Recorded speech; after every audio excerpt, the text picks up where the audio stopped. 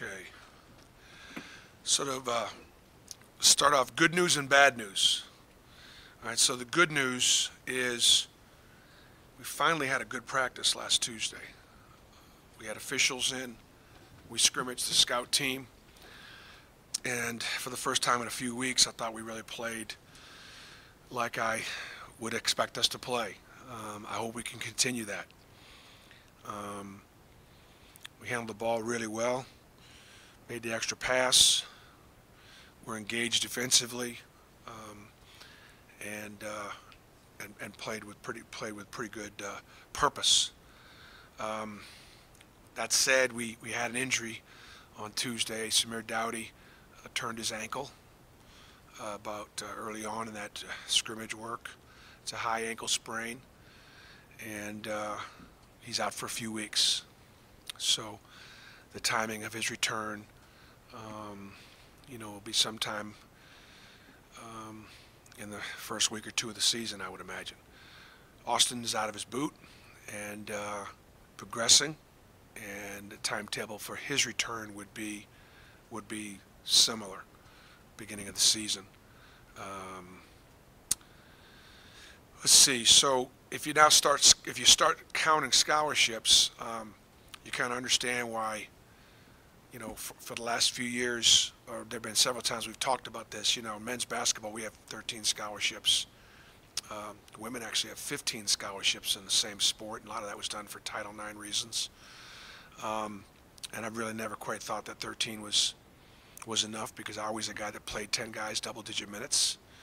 I even had a team at Milwaukee that had 11 guys playing double-digit minutes. And so you sit one kid out, one guy gets hurt, next thing you know, you're right there. So we start the season with only 11 guys on scholarship. You guys all know we're kind of hoping for a very late addition in September. Didn't happen, and so we would have been at 12, but we're not. And Jamal Johnson is sitting out this year from transferring from Memphis, so that takes our 11th scholarship guy and then only gives us 10. And so then when Austin gets hurt, that gets us to 9. And then Samir gets hurt, that gets us to 8. And then Dangel's not eligible, that gets to 7. So that's kind of where we're at. So now you understand why I started this off as good news and bad news. So right now we got 7 scholarship guys out there. Gives me an opportunity to talk a little bit about Miles Parker. Miles Parker from Madison, Alabama, played at Madison Academy. Auburn's had great success, most notably in football, out of Madison Academy. And Hargrave Military also, you're a prep school. And he walked on this year. He had an opportunity to go some low Division I, maybe even some mid Division I coming out of high school, and then even prep school, and some different things took place. And next thing you know, it was sort of late in the summertime, and he really hadn't quite found a home yet. And in finding and not having really found that home, we found him and he found us, and so for those of you who've been watching practice, Miles has been a very, very valuable practice player who now will be pushed into the regular rotation as we prepare this week. We've got a private inter-squad scrimmage this Saturday. We're going to learn a lot about our team. We're going to continue to get exposed. It's going to be great experience for us.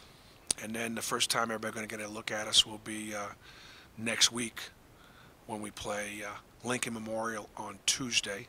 I believe that's right, the 2nd. And then we play our home opener.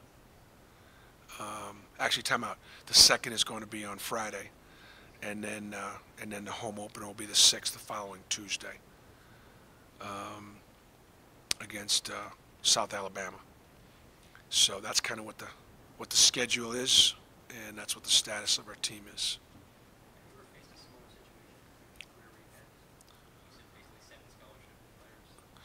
I've never been faced with it this early in the season. So no, not even close. Because 7 scholars, if you have 13 scholar guys on scholarship, that's like half your roster is available. What it's done, it's made some of the early practice season challenging in the sense that it's been difficult to go best on best for a few weeks because we haven't really had 10. You know, we've had 8 or 9, but I could live with 8 or 9. We get down to 7, it gets to be really difficult. So it's disrupted our fall preseason camp as far as the, like we had talked about trying to be good early. It's been harder to get good early when we have to play against the scout teams so often because I don't have anybody else to play against. So Saturday will be a big step up in competition for us. Obviously, it puts pressure on everybody, but a guy like the league, where do you kind of slide into that 3-roll down? Yeah, Well, yeah, I mean, it's all 6 that remain, or 6 or 7 that remain, are all going to be required to do more. They're all going to play heavier minutes. It might not enable me to press as much, might not enable me to force tempo as much if we're only going to play 7 or 8 guys. But you're right. Yeah, anybody that's still healthy is now going to get an opportunity to do more. I think great example of that would be for Malik would be last year when we went to Georgia, and Bryce was hurt, and so we were down a guy, and Malik moved into a more of a dominant rotation. When we hosted Alabama at the end of the year, Mustafa was out, and we were at 7 scholarship guys. Malik was one of those 7 and stepped up in a bigger, more dominant role. So yeah, it's an opportunity for everybody. What type of preseason was Chuma having, and how's he changed from a year ago when he came as a freshman? He's having a good preseason. Chuma's made a lot of progress with his body. He's very athletic. He's got great instincts. He's one of our smartest players. He is able to put himself in the right place at the right time because he knows the game. He can guard multiple positions. He's been a little bit more aggressive. But one of the reasons why Chuma isn't as aggressive as I'd like him to be, or even our team would like him to be, is if he's on the floor with 4 other guys that are trying to be aggressive because they're either older or also good players. You know, Chuma is a very unselfish player. And so I've put the question to the team. I may be repeating myself. I've said this before, but all right, who here thinks Chuma should be a little more aggressive? And everybody will say, I do. Okay, great. Okay. So which one of you are going to do less so he can do more? Crickets. Then a couple guys stepped up and said, Coach, I'll do less. But the point is, Chuma picks his spots, and but his progression will really go a long way towards to what kind of team we're going to have this year. Do you feel like guys about to go 40 minutes, or you're able to, No, nobody will play 40. No, there'll be some mid-30s, but nobody will play 40. What does Miles do in this game? Miles has got good size. He's about 6'6". You got him listed here at 6'8". I guess everybody looks 6'8" to you. So I got 6'8" right here, 200. I'm like, yeah, well, maybe the high top hair gets him up to 6'8". But he's a good athlete. Even though he's a walk-on freshman, he went to a year of prep school, so he's a little older. He can shoot the ball. He's not afraid, and so I imagine when he's out there, he'll look like he belongs out there.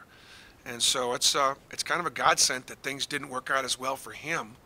And of course, he's a great fit at Auburn because he's such a good student, such a great kid, great family. His family's always made tremendous sacrifice for him to be able to go to Madison Academy in Huntsville, to be able to go to Hargrave Military in Virginia.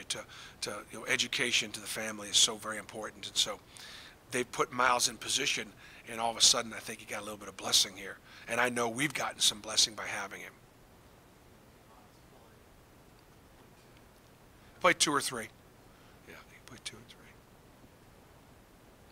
Thanks, guys.